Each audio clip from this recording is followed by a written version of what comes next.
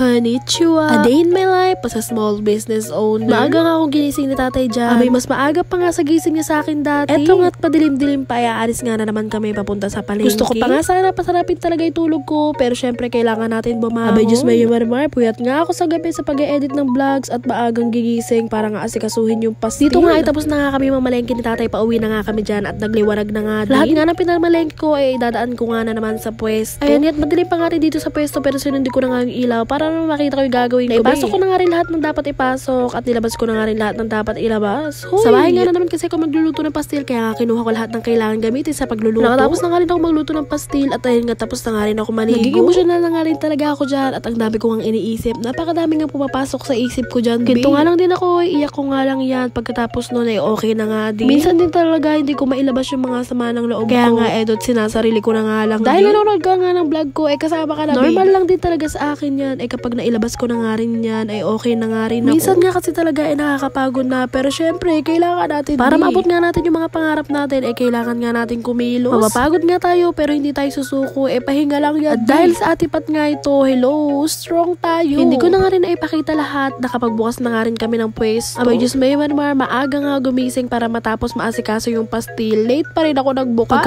Pagkabukas nga namin ng pwesto, agad-agad na nga ako nagsaing at nakaluto na nga. Pag-deliver na nga rin ako ng pastil at eto nga't pagdating ko dito sa pwesto, meron nga na naman kaming pang-order na pastil. Abay, Diyos may marmar, mananawa ka na lang talaga kakapanood ng vlog ko at puro pastil nga talaga lumalabas dito. Dito nga rin meron kaming customer nag-order sa amin ng buy one take one na bossing at isang marupok package. Pagkatapos nga nun wala nang bago. Eto na naman, pastil na naman at may nag-order nga rin sa atin dyan ng hot silog. Sinamahan na nga rin nila na 40 pesos na Shanghai at 20 pesos na fries. Naubusan na nga rin pala tayo ng bigas sa pwesto, kaya nga't eto, kumuha nga ulit ako sa tita ko. Nandito na nga rin pala si B sa pwesto at siya na nga rin yung nagsalin ng bigas na binili natin at wala na nga rin talaga tayong isasain. Nandyan nga rin pala si Clarice, busy nga rin at meron nga na naman kaming pa-order na pastil.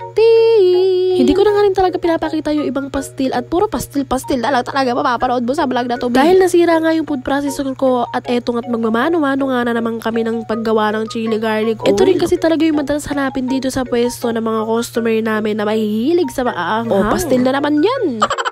Nga, may pa-order nga kami pastil at Hungarian silog cheesy fries. Pagkatapos nga nun, yung nag-order nga na yan, nag-order nga rin sila ng eto na nga ni Tropa Meal nga yan. 220 nga yan, may kasama na nga rin yan na juice pitcher. Pansinin nyo naman talaga yung listahan namin ay halos puro pastil nga dyan. Abay, umuulan ng pastil. Dito nga, nagkakabit nga ako ng eyelash dyan at sabi nga ni Bisha nga daw magkakabit sa akin. Pumayag nga ako at wala nga rin siya magawa dyan. Abay, galing-galingan mag-abit ng eyelashes. Masundot mo yung mata ko. Sinasabi ko na lang talaga sa'yo, mag-aaway tayo ng 1 taon. Hoy! Grabe yun.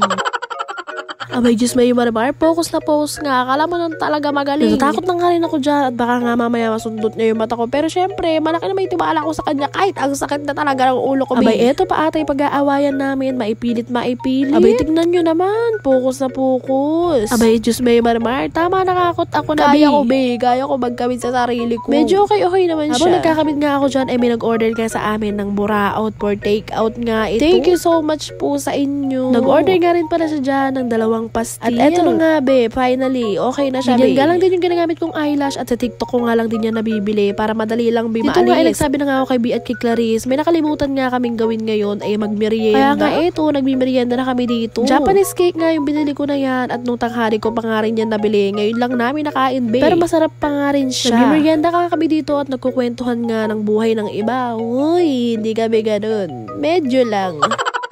Ito nga Graham Balls, binili ko nga lang din yan sa kaklase ko. Ang sarap niya nga at may chocolate nga siya sa loob mga B. Nagpalitan nga lang din kami at bumili nga siya sa akin ng 2 pastil at bumili nga rin ako sa kanya ng Graham Balls. B, ang sarap niya, legit. At mas sumarap nga rin pala siya kasi nilagay ko nga rin siya sa ref. Di na nga rin po ako nakapag-video at na-sold out nga rin yung pastil namin. Thank you so much po sa inyong lahat. Ingat po kayo palagi.